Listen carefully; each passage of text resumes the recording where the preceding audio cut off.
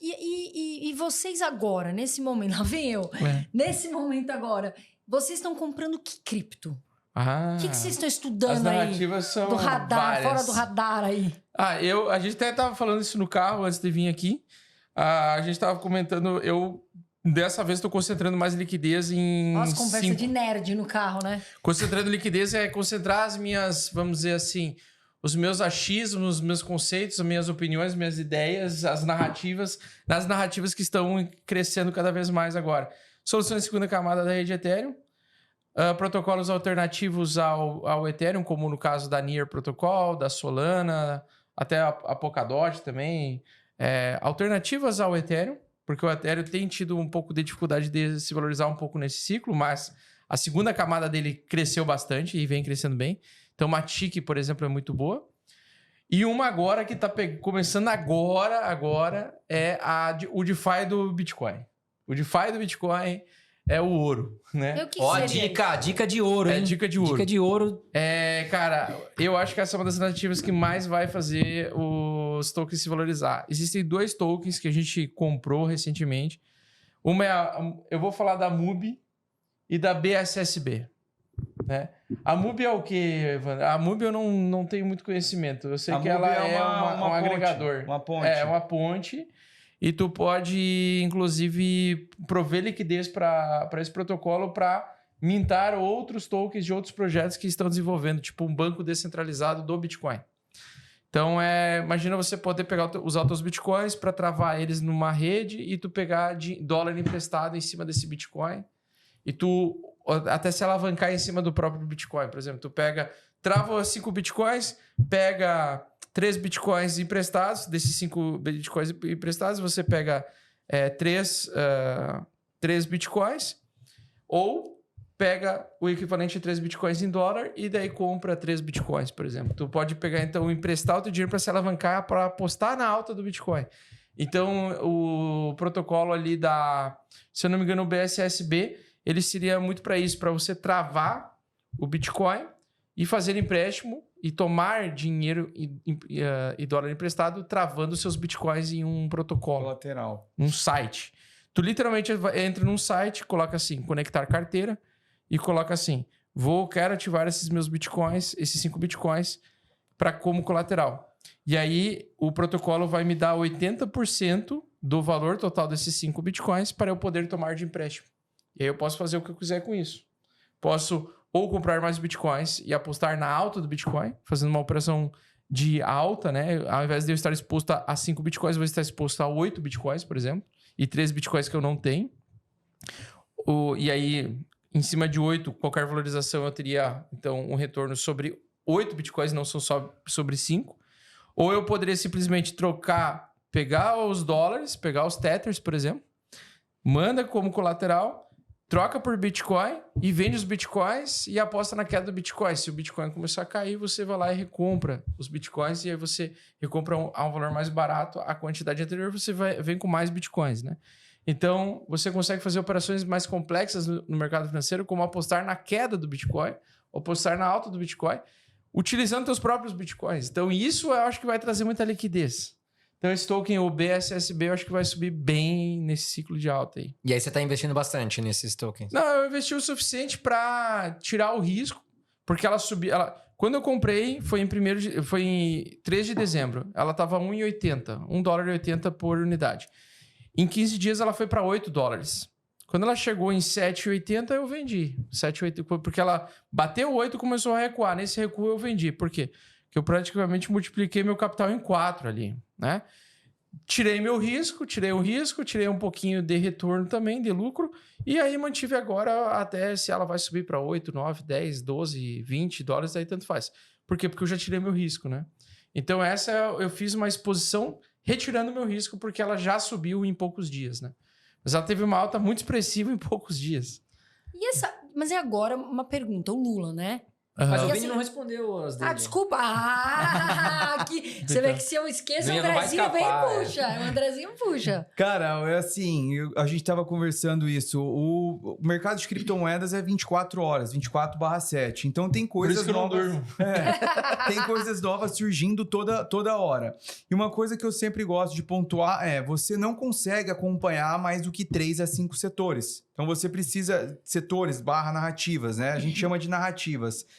Você precisa escolher, definir, encaixar isso dentro das suas teses, se você tem uma habilidade, suas skills são compatíveis com aquilo, para você ter uma vantagem. E seguir o plano, seguir a estratégia. E o que eu enxergo, assim, muito para esse ano é essas segundas camadas da Ethereum, que é para poder escalar a Ethereum, que elas, vamos lá, são 100 vezes mais baratas do que uma taxa do que você pagar uma transação na Ethereum. Essa transação é como eu te mandar uma TED e cobrava aqueles 10 pilas, sabe? Sei. Só que na Ethereum, quando tem muito uso na rede, É custa caro. $100, chega a custar até $100. E essas segundas camadas, que Polygon é uma segunda camada, Arbitrum segunda camada, Mais Optimus barata, segunda né? camada. Então, esse é um setor promissor para 2024, porque a própria Ethereum tem muitos catalisadores que vai impulsionar esse setor.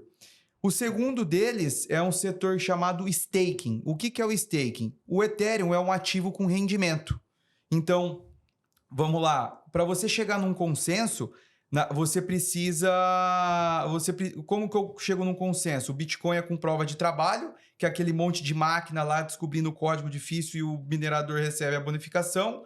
No Ethereum, você trava dinheiro. Então, você aposta dinheiro para poder chegar no consenso, para poder validar essas transações. De eu te mandar um Ethereum, de eu mandar um Ethereum, de eu emprestar um dinheiro, de eu tomar empréstimo.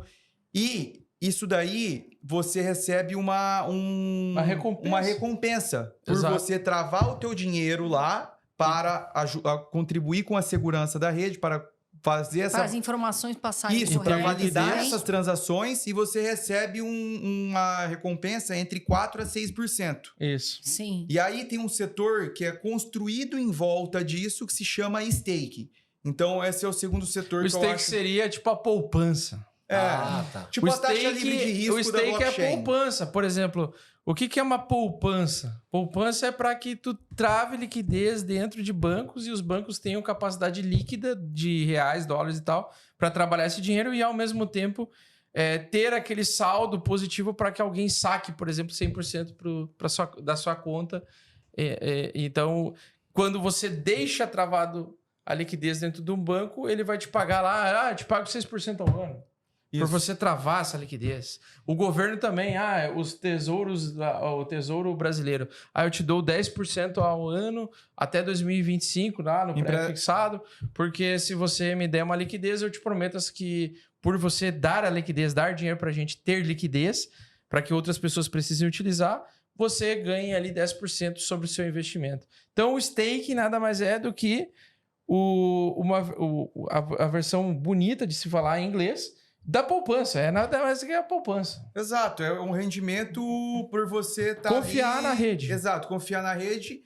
E quanto mais dinheiro eu tenho travado, mais difícil é eu invadir ou pausar essas transações. Exatamente. E a terceira é ativos do mundo real, que é você tokenizar ativos do mundo real mesmo. Tokenizar real estate, por exemplo, imóveis.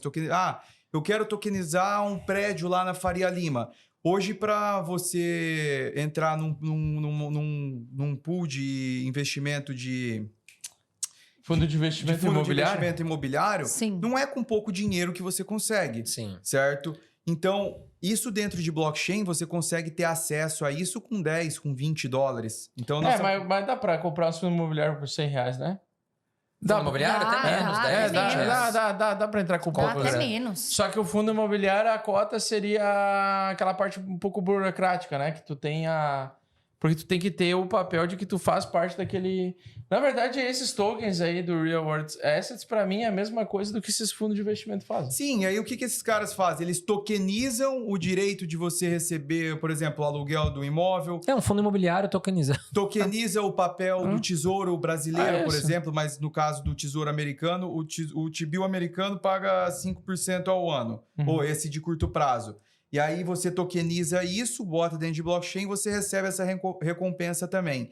Essa, para mim, das 3 que eu falei, eu acho uma das mais promissoras, porque o mercado de criptomoeda, mercado de blockchain é muita tecnologia. É difícil de entender. Muita. E esse setor, essa narrativa de ativos do mundo real, real world assets que eles falam, é muito simples de qualquer pessoa entender. Cara, que projeto é esse que você está investindo? Esse projeto ele tokeniza imóvel. Esse projeto tokeniza bens de luxo. Esse projeto tokeniza dívida do governo. Esse projeto tokeniza dívidas de empresa. Esse daqui tudo, é para... Tudo você pode tokenizar. Tudo você pode tokenizar. Então, quando é mais simples de você entender, porque a gente investe no que a gente sabe, no que a gente conhece, certo? Então, quanto mais simples é para eu entender, mais fácil eu atrair capital. Exato. Então, todo esse facilita essa tokenização, por exemplo, assim... Hoje, para tu abrir uma conta na XP lá, é um saco, você tem que ficar comprovando que você é milionário, não sei o que, para você ter tanto de taxa, ter um corretor lá 24 horas para te ajudar e tal. É muito burocrático, você precisa lá mandar os teus dados digitais, o teu nome, CPF, blá, blá, blá. E a tokenização, ela facilita um pouco assim. Eu tenho Ethers na carteira, eu tenho dólares na carteira. Esses Ethers valem algumas coisas. Eu posso simplesmente entrar num protocolo lá e trocar. Eu quero ações da Disney. Então eu vou comprar os tokens que representam 10 ações da Disney, por exemplo. Então você consegue tokenizar isso. E E eu acredito, inclusive, desculpa te interromper, sim, Augusto, que vai deixar o negócio universal, né? Sim, total. Sim. Ele meio que engole o mercado tradicional, porque um dia, em algum momento, a gente vai poder, dentro da MetaMask, por exemplo, comprar, sei lá, IBOV 11, vai. IBOV, e eu falo isso porque Apple, Amazon... Tipo assim, cripto e ações vão ser uma coisa só, entendeu? Se eu quiser comprar ações do Google, eu vou ter que fazer o câmbio para ir para a Bolsa Americana. Vamos esquecer BDR, que para mim não é ações. Sim. Mas eu vou ter que fazer o câmbio, trocar o meu real pelo dólar. Isso. Já vou pagar uma taxa mais IOF, né? Vou ter que pagar o spread, que é o custo do dinheiro. E aí, eu ainda por cima, além desses custos, eu vou estar sujeito à tributação daquele país. Já com a tokenização, a gente pode deixar tudo igual. Mas eu queria levantar uma polêmica. Como pro chinês, como pro brasileiro. Eu não quero investir essas porras de assets nenhum. Não, sabe por quê? Vocês estão aqui não me chamam atenção. Não, mas é que isso corre risco regulatório. Exatamente. O problema só que assim, óbvio, né? Isso aí... Só que eu acho que o que acontece? Essa bosta aí vai atrair liquidez pro mercado como um todo. Com certeza, porque isso muito simples de entender. É muito simples de entender e os 4 cantos do mundo conseguem ter exposição a coisas que antes eles não conseguiriam ter. Só que qual que é a ressalva? Qual que é a bandeira vermelha disso? Risco regulatório. Porque cada país tem as suas regras. Sim. E para você ter uma conversa universal entre todos os países, a gente sabe que isso é muito difícil. Então, é um setor que corre risco regulatório. Porém, nesse ciclo, é uma narrativa, é um setor, uma narrativa que eu quero surfar, porque eu sei que vai ter uma injeção de capital muito alta, para que a hora que chegar, a hora que eu perceber que nós estamos invertendo o ciclo, que eu troque todos esses ativos do mundo real, desse setor, dessa narrativa, porque para mim trocar por aquilo que para mim de fato tem valor, que é Bitcoin e Ethereum.